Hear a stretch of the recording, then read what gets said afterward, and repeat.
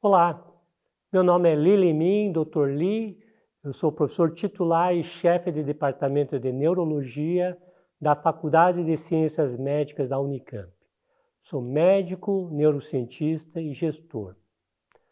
Sou imigrante que completa 50 anos de Brasil.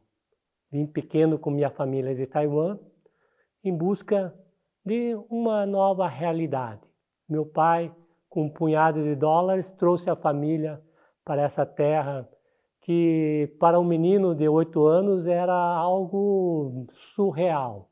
Únicas imagens que eu tinha do Brasil eram alguns recortes na televisão de imagem de índios que bebiam, supostamente, acho que cachaça, com algumas cobras dentro. Então você imagina no pensamento dessa criança o que era esse novo universo para onde os pais dele estavam levando. É interessante que eu cheguei no Brasil, não vi nenhum índio. Fui para Curitiba e lá, começou toda uma adaptação, uma vida totalmente diferente que eu tinha enquanto menino, que brincava, no entorno da casa, que o meu pai era professor do ensino fundamental e tinha casa ali na escola, e brincava com os coleguinhas para agora brincar com novos amigos brasileiros que prontamente me ensinaram algumas palavras em português e que obviamente são impronunciáveis nesse momento, mas que acabou, digamos, sendo uma maneira de eu me socializar e eu ter o vínculo. Como todo moleque, a gente se envolve em algumas disputas, de futebol de tampinha, de bola de meia, e sempre volta e meia alguns abraços e uns socos mais fortes, e fazia parte, digamos, do meu repertório enquanto criança lá em Curitiba. E a minha família se instaurou lá através do comércio, e a vida, digamos, era difícil para todo imigrante, e num dado momento, vendo a dificuldade dentro da casa, até no intuito de ajudar as economias da família, saí com uma maletinha com alguns poucos produtos que meus pais comercializavam para vender na rua. É interessante como que as coisas são, porque na ocasião eu mal falava português, mas mostrava lá umas canetinhas, uns lápis. Outras crianças viam, pediam para os seus pais comprarem as canetinhas, os lápis. Mas assim a vida nossa se levou. E meus pais, eles tinham muito claro de que era muito importante a educação, tanto que eu e mais 2 irmãos, eu sou o menor da turma, da casa, todos nós nos formamos médicos, estudamos nas escolas públicas e nos formamos médicos também numa universidade pública, a Universidade Federal do Paraná. E isso nós somos muito, muito gratos por essa oportunidade. E a escolha da medicina, eu diria que foi meio que impositiva por parte dos pais, principalmente da minha mãe, que não deixava a outra opção senão médico. E eu realmente acho que muito obediente, eu segui as palavras da minha mãe e eu resolvi fazer a medicina. Mas acho que no curso de medicina, que é um curso bastante puxado, é impossível você não ficar sensibilizado, encantado com a magia de ser médico, Então é um processo que eu diria que até hoje eu vivo esse processo, de realmente cuidar do próximo, de zelar pela saúde do outro. E terminado o curso de medicina, fiz a residência em Florianópolis e depois eu fui para fora, Primeiro para Londres, fiquei 2 anos, juntamente com minha esposa, a Lília, que é colega de turma. A gente resolveu entrar nessa outra aventura, de conhecer como é que é a medicina em outros países. E em Londres nós tivemos uma grande oportunidade de estarmos trabalhando em centros de referência mundial, fazendo pesquisa, e lá ficamos 2 anos, e de lá nós tínhamos uma passagem para Montreal para completar um projeto meu de colaboração com o Instituto Neurológico de Montreal, uns 5 meses. e obviamente acabei ficando 5 anos lá. E lá realmente foi um momento também muito mágico, no sentido da minha vida profissional, na vida também como pesquisador, que eu estava ali, né, sedimentando a minha carreira de pesquisador. Eu estava num centro de referência mundial, trabalhando com instrumentos de ponta, né, que poucos lugares faziam, e isso possibilitou projetar meu nome no cenário internacional, principalmente de neuroimagem no âmbito da epilepsia. E lá eu também fiz o meu PhD em neurociência, e o meu PhD foi considerado um dos top 10% no sentido de alta qualidade na McGill e recebeu uma menção honrosa como estar na lista, digamos, do reitor das teses com maior performance. Depois de 7 anos, a Lília e eu, a gente falou, está na hora a gente voltar para o Brasil, né, começar a carreira mesmo no Brasil e também começar a família, né? E depois de 7 anos casado, eu acho que estava na hora a gente também ampliar aí, ter essa vivência.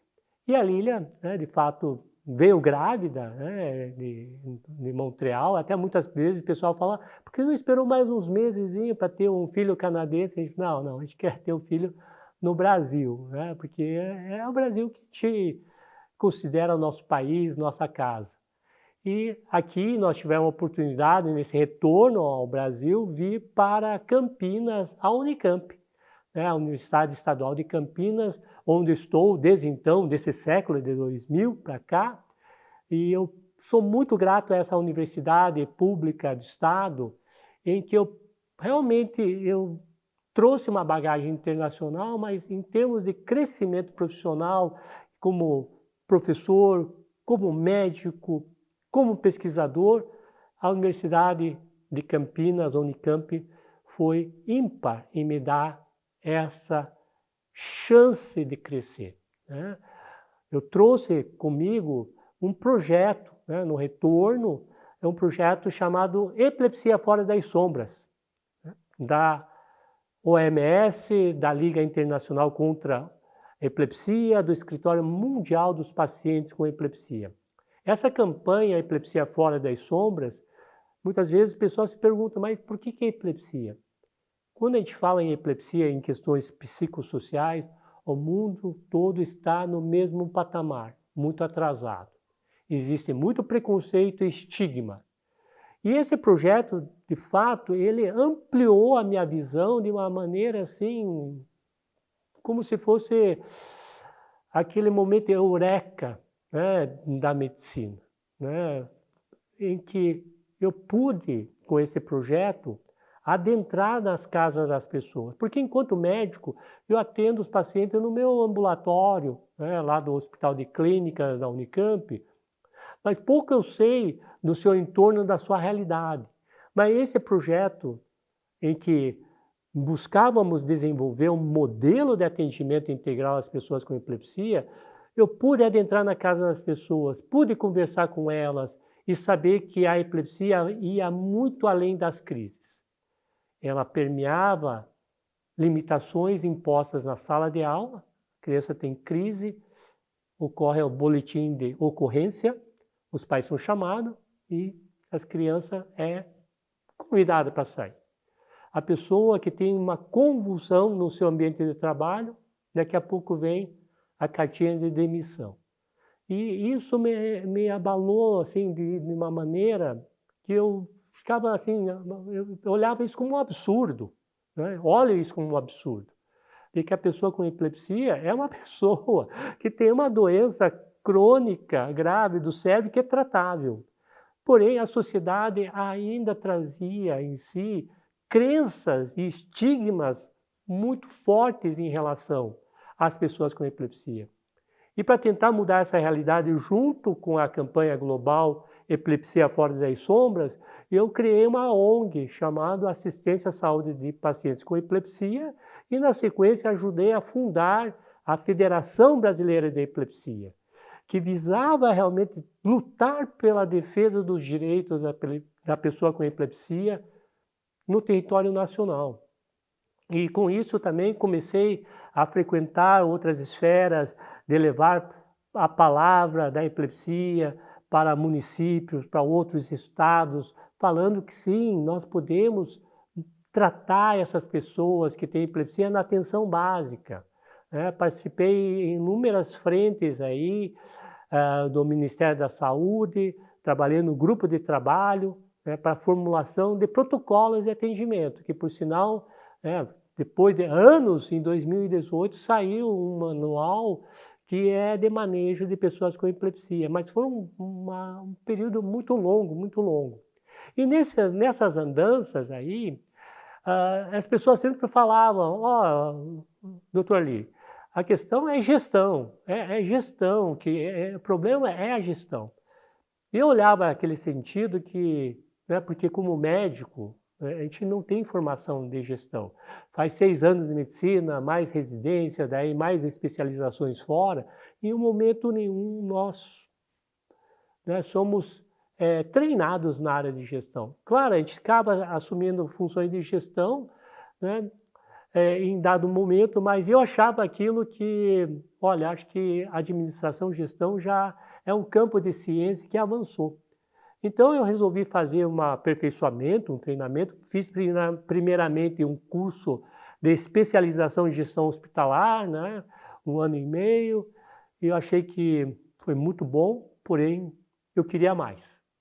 E eu aceitei o desafio de fazer o vestibular de novo, Era engraçado porque eu pedi para minha aluna de iniciação científica para me dar as dicas, porque fazia tanto tempo que eu não me lembrava mais das físicas básicas, elementares, Eu não me lembrava mais das questões de equação do 2º grau, das matemáticas e tal. Então ela me deu uma dica, eu fiz o vestibular para a PUC, e passei em administração, então de manhã era professor na Unicamp e à noite era o filho da PUC fazendo administração, e foi também um momento, eu diria, enriquecedor, porque num dado momento acho que a gente esquece que nós fomos jovens, fomos alunos, Eu, enquanto professor na Unicamp, a gente acaba criando um certo repertório que eu digo que é muito ruim, que a gente acha que os nossos jovens não querem nada com nada, que os alunos não querem estudar, não é bem por aí. Eu acho que depois que eu pude ver as minhas limitações, minhas fraquezas aí enquanto professor no papel de aluno. E durante o curso de administração acabei conhecendo uma filosofia chamada pensamento enxuto, Lean. Me encantei, Tanto que eu começava a falar do assunto lá no hospital e o pessoal achava que eu tinha inventado esse Lean, Pra brincar, meu nome do meio agora vai virar Lean, Lean Min, Então, assim, até hoje eu sou uma pessoa que é encantado com essa filosofia de gestão que vem da Toyota, Sistema Toyota de Produção, do Japão, e que realmente visa, sobretudo, eliminar desperdício, fazendo as questões de melhoria contínua. E eu tive a oportunidade de conhecer um amigo hoje, que é o professor Earl Merman, que é o professor emérito da cadeira Ford de Engenharia, lá do MIT. E ele era responsável pelo desenvolvimento do Lean no mundo. E ficamos muito amigos, E tanto que já fui na casa dele, ele veio aqui e tal, E ele realmente me abriu as portas aí, para esse universo. Tanto que depois que eu terminei o curso de graduação na PUC, eu fui ser professor visitante numa escola de negócios lá nos Estados Unidos, que é o WPI, Worcester Polytechnic Institute. Foi também outro momento importante, um marco, porque a gente precisa entender que a nossa mente ela tem alguns pontos de regulação, mindset que a gente fala, Como o modo como se comporta e a tua vida profissional, ela te faz esses ajustes. Enquanto médico, você tem uma maneira de lidar com a realidade, enquanto pesquisador, você enxerga a natureza de uma outra forma, Enquanto professor, educador, você olha o contexto de uma maneira também diferente, e como gestor, eu tive que também ajustar o mindset para o mindset de administrador. E nos Estados Unidos, na região ali de Boston, Massachusetts, eu tive a oportunidade de interagir, né, em diferentes áreas do conhecimento de gestão, inovação e empreendedorismo. O Boston, né, para quem não sabe, é a grande região de desenvolvimento em biotecnologia. A gente fala muito do Costa Oeste, que é Vale do Silício, sim, mas em termos de biotecnologia é Costa Leste. E ali eu pude ver práticas atuais de como é feito isso, né?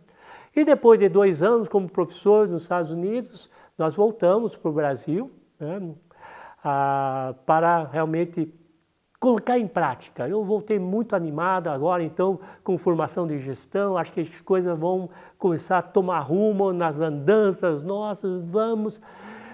E que chegou um momento, você vê que cai a ficha. Para mim caiu muito tarde, né, eu diria. Mas acho que eu tive que passar por esse processo. Infelizmente, para mim, eu tive que trilhar esse caminho para cair na realidade que as mudanças reais, amplas, elas precisam de políticas públicas. Precisamos atuar nisso. E, de fato, eu já vinha há todo esse tempo fazendo esse tipo de atuação na criação de uma ONG, né, tentando influenciar, criar, né, fazendo uma faculdade, né, trazendo esse conhecimento para que eu pudesse entrar numa mesa de debate, né, qualificado, com um conhecimento qualificado, não com achismo. Né? Eu que venho da academia, eu acho que o achismo é o achismo, né? Mas é importante a gente ter ciência e conhecimento que foram construídos por anos, por várias pessoas. E isso nós precisamos ter quando nós estamos frente de uma discussão para uma construção de políticas públicas. Porém, a questão da construção de políticas públicas, efetivamente, ela ocorre na esfera política. Não tem jeito. E eu comecei então a frequentar esses ambientes, a LESP, Congresso, Senado, conversando com parlamentares aqui e ali, levando ideias, propostas, né, de que a gente pode realmente melhorar a saúde. E num dado momento, acho que eu levei um chacoalhão, se não dizer um tapa na cara, no bom sentido, né, de acorda, garoto, né, tal. De que, olha, você tem mandato? Não, manda quem tem mandato. Você tem boas ideias, tem boa formação, né? Você quer realmente ajudar, mas você tem que vir para esse lado do rio aqui, para estar junto conosco, né, trabalhando para uma mudança, para um Brasil melhor. A gente fala mal de político, mas existem muitas pessoas excelentes. E que eu recebi esse chamamento, né, esse chacoalhão, como um desafio. E foi tão grande que eu tive que parar a minha vida por um tempo para balanço, né? Vou fechar para balanço aqui, né? Afinal eu estou com altos dos meus 56 anos aí e tal, estou muito bem, sou professor titular da Unicamp, eu tenho um grupo de pesquisa fantástico, coordeno junto com outros colegas, um CEPID, que é Centro de Excelência em Pesquisa, Inovação e Difusão, um programa da FAPESP chamado BRAIN, que é o Instituto Brasileiro de Neurociência e Neurotecnologia. Tenho um convívio muito legal com os alunos, fazendo pesquisa, né, tal. E tudo isso, digamos, realmente eu diria, olha, eu estou bem com minha vida, bem demais, né? Enquanto médico também, eu estou muito realizado, né? Enquanto médico exclusivo do SUS, né? Porque eu optei por não fazer consultório particular, é uma opção minha, né? Acho que cada um faz as suas opções e essa é a opção que eu fiz e que acho que teve muita influência, digamos, do passado aí, mas que eu vejo que é onde que eu quero estar, onde que eu quero fazer a minha medicina, é a medicina que eu quero fazer. É o tipo de medicina que eu acredito.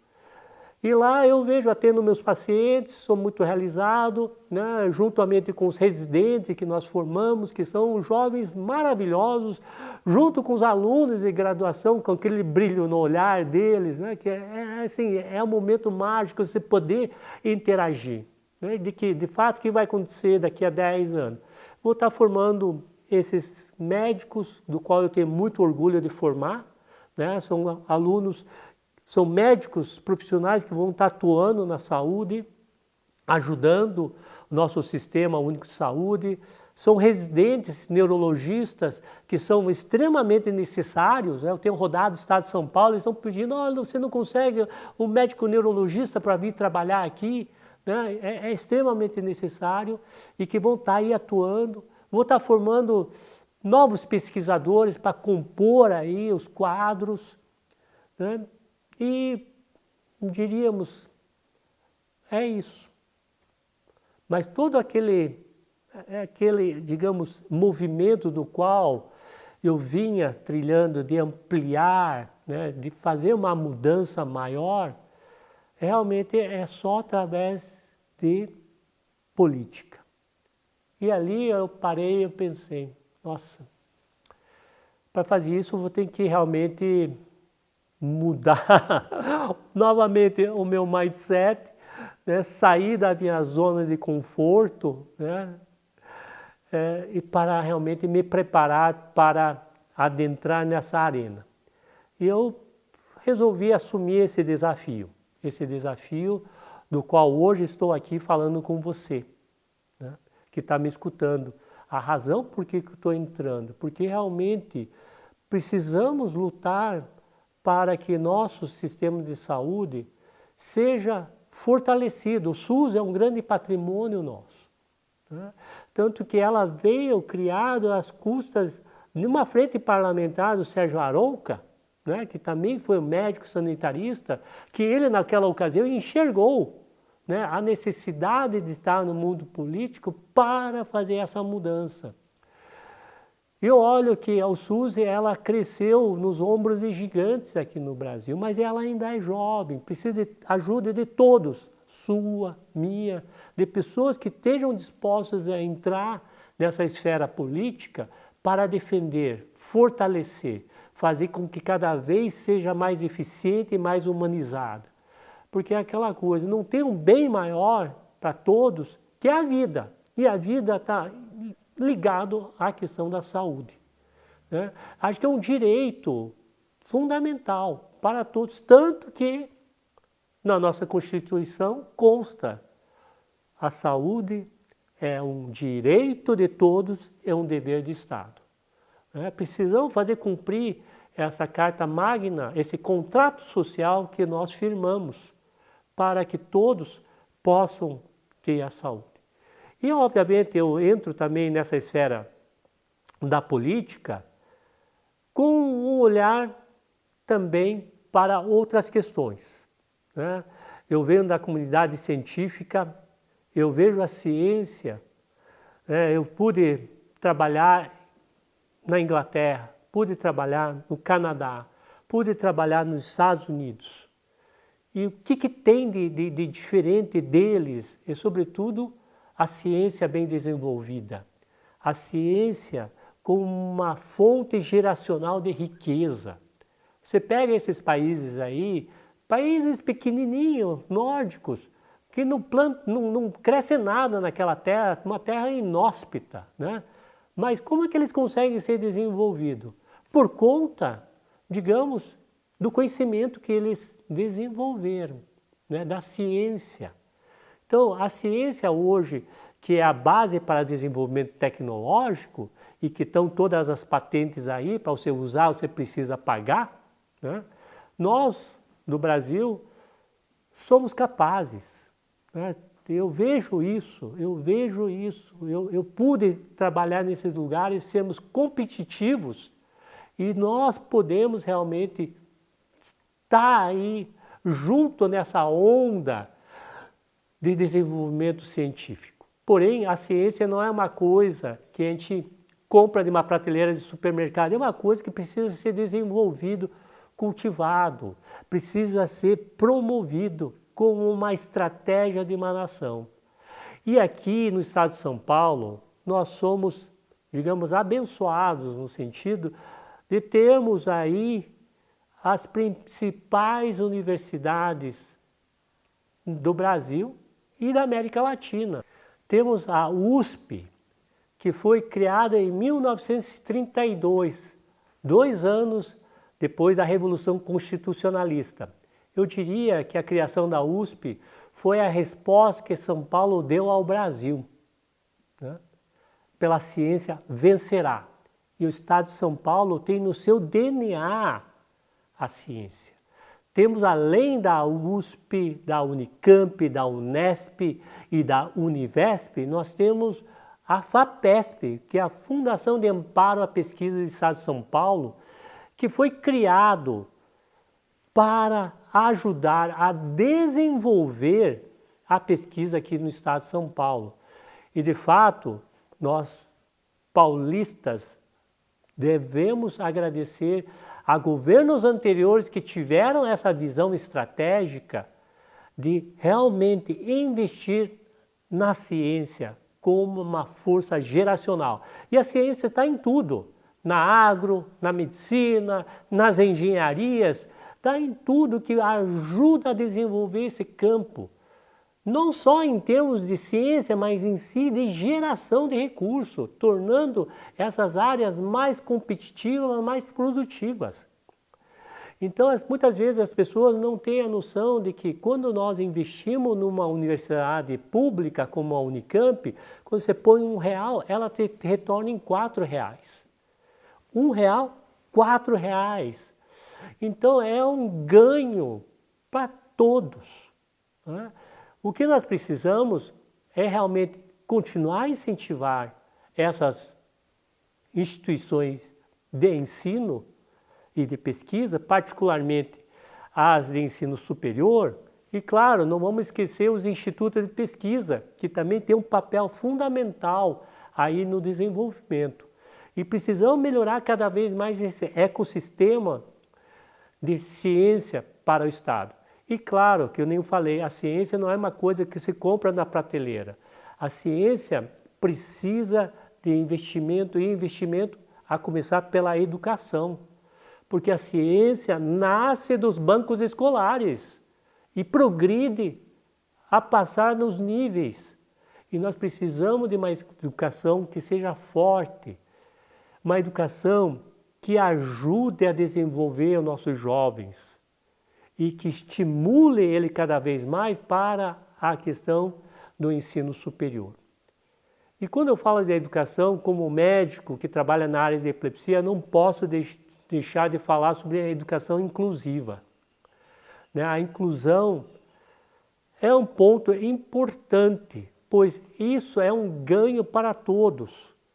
Porque a escola, o ambiente escolar, nada mais é de que é um tubo de ensaio desse jovem para a vida futura.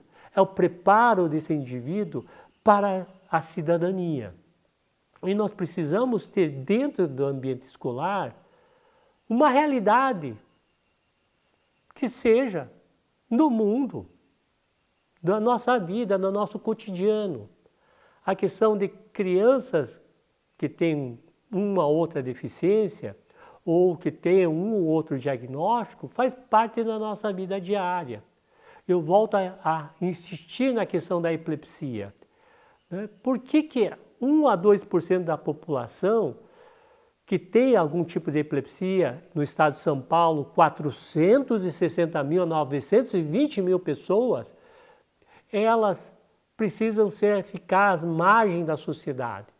E somado a esse mesmo número, temos as crianças com transtorno do espectro autista. E somado a esses números, temos o número de pessoas que têm deficiência, que é um número muito maior. Então nós precisamos de uma sociedade que eu sempre falo, olha, se a gente pudesse ter o amor e bondade nas nossas atitudes e o respeito à diferença do próximo, certamente a questão da inclusão seria muito natural. Mas nós precisamos começar isso desde a infância, desde criança, em ambiente escolar. Então a inclusão é uma pauta que eu vejo muito necessária e a educação que possa desenvolver questões socioeducativas. Então tem um desafio muito grande, mas porém eu diria necessário. Eu gostaria também de resgatar, né, nessa minha apresentação, né, nessa já algumas propostas que vocês estão vendo eu falar aqui, na questão da minha ancestralidade na China, né, que hoje é a grande parceira comercial com o Brasil. E eu vejo que os investimentos externos ao Estado de São Paulo, elas são muito importantes, são necessários, são possíveis e são desejáveis para que a economia possa crescer e que com isso possamos gerar mais empregos, traindo mais empresas, traindo mais investimentos, fazer com que São Paulo possa ser cada vez mais rica. Eu vejo isso de uma maneira muito natural, né, com a parceria com a China, a exemplo, ou com outros países asiáticos. Claro, não excluindo, né, os países asiáticos, temos já outros países que se têm, mas precisamos ter políticas que favoreçam a vinda, né, dessas indústrias e não ter fugas, né, dessas indústrias para outros estados que têm uma estratégia mais competitiva. Então esses são alguns pontos que eu vejo que são importantes. Eu agradeço muito a tua atenção, né, e peço que você estude, né, essas propostas que eu estou colocando e me coloco à disposição para esclarecimento. Fiquem bem, fiquem ligados no Dr. Li.